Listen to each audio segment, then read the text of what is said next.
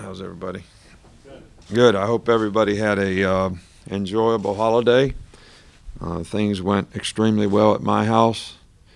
You know, when you have a 2-year-old grandbaby, it really makes it sort of special and unique, especially when you see Tata, who is grandma, have so much fun. So that made me really happy. But we're really excited about the opportunity that we have here this week at the Goodyear Cotton Bowl. Like to thank everyone associated with the Goodyear Cotton Bowl who worked so hard to host this event, a very first-class event, to say the least. And special thanks to Cotton Bowl Chairman Dan Novikov and President Rick Baker and the entire Cotton Bowl committee and those who are working hard to host us.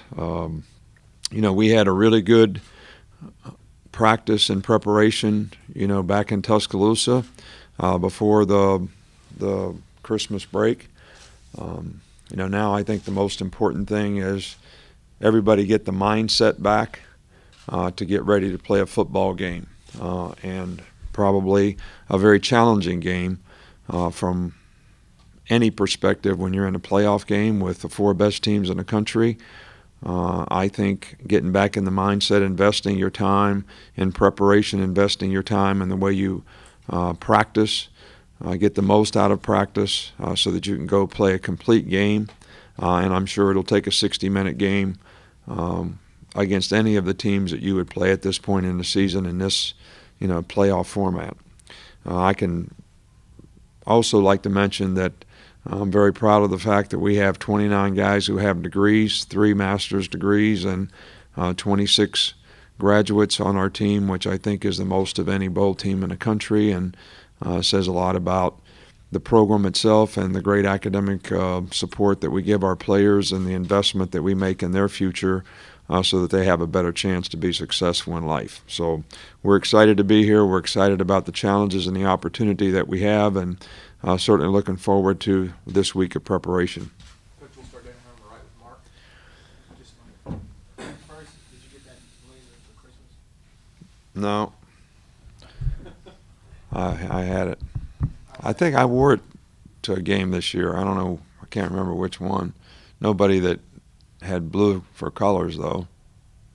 Second, you talked about getting the players refocused. What's your message to them to get them refocused coming off the holiday break? Well, I think pretty much what I said. It's all about mindset, kind of putting the Christmas holidays behind you, refocusing on what we need to do to invest our time in the preparation that we have, the opportunity each day in practice that you have to, and in meetings to focus on that. And it's all about how bad you want something, because it's certainly going to be a difficult game, a tough game. And I think you have to prepare for that and have the right mindset in terms of what your expectation is when the game starts, of what kind of game it's going to be. Go back in the middle with Matt. 2 questions for you next week. First one will be a Christmas question also. So what was the best present that you got yesterday, and what was the best one that you gave? Well, I think there's some point in time where, as you go through the stations of life, that you look forward to Santa Claus coming, and then at some point in time you become Santa Claus. So I was just happy to be Santa Claus. I was just happy to see everybody, and the kids, grandbaby, Miss Terry, everybody happy with the relationships, being around family, the gifts that they got. Christmas is about the gift of giving to me. I didn't get much, didn't want much, didn't expect much, but Mark was worried about my sports coat, but I actually got some gold-toe socks on that I did get for Christmas. So that might be my best present. And the second question, just how much did the weather yesterday complicate getting everyone back and ready to go for the game? When did everyone finally get back? It certainly was, a difficult circumstance last night. But we didn't have an issue, at least with the group that came with us, which was probably 90% of the guys. Some of the guys from this part of the country and out west are meeting us here. I have not heard of any issues that we have with any of those guys to this point. We'll go in the back with Mike Rada.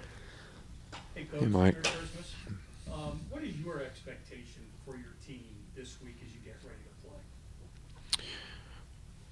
Well, I think if we can get our team to play their best football game of the year in a complete game, which I think it takes against a team like this, when you're playing a team that won several games in the fourth quarter, several games on the last play of the game, several games in really tough circumstances,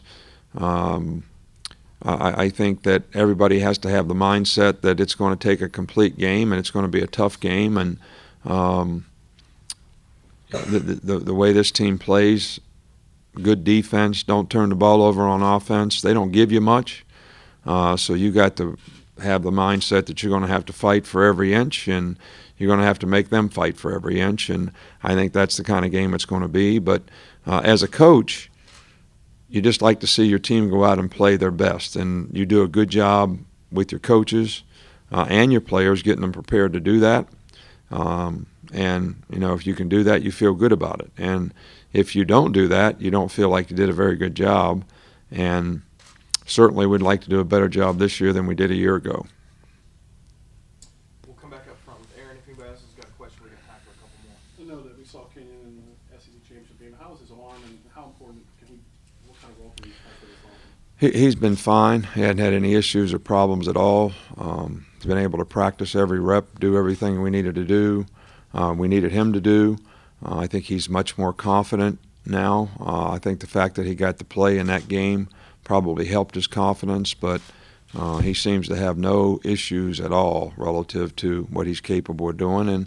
And I think it's important because he's certainly a guy that can be a weapon for us on offense, and we certainly need a little more diversity in terms of what we do on offense, and he's a guy that can give us some of those things. Two more, Matt, and then Tommy. Wait, what have you seen from the receiver for that number 16, Burbridge? Excuse me? What have you seen on film from the receiver, Aaron? Oh, he's an outstanding player. Great ball skills, strong hands, strong physical receiver. You know, he's got great instincts for the game, plays with a lot of toughness. He's a good blocker. Probably as good an all-around player at his position as we played against all year long, and we played against a few good ones. Tommy. Yeah, how much of an adjustment is it to play in this venue with the big screen and everything seems so expansive? And how much of an advantage, if you want to call it that, are you glad that you played in it and that your players have been in it? Well, I don't know that it's an advantage or a disadvantage, or I can't speak to any of those things. The fact that we played here before, I think always makes, you know, players feel a little bit more comfortable, you know, in terms of what they need to do in a game to play. But there's going to be so many other things that contribute to, you know, the outcome of this game in terms of what players do, play in and play out, down in and down out. I think it would be very difficult to make some assessment of whether this big screen or the fact that we played here before would have any effect on the outcome of the game. I don't really think that Ohio State would have thought that Michigan State coming to play at Ohio State with the backup quarterback, that they would not be able to win the game, but they didn't. So all that really doesn't matter. It really matters how you play, the plays that you make in the game, how you execute, the discipline that you play with, the toughness you play with, how you finish the game. So those are the things that we're sort of most focused on. Thanks, Coach. All right, thank you.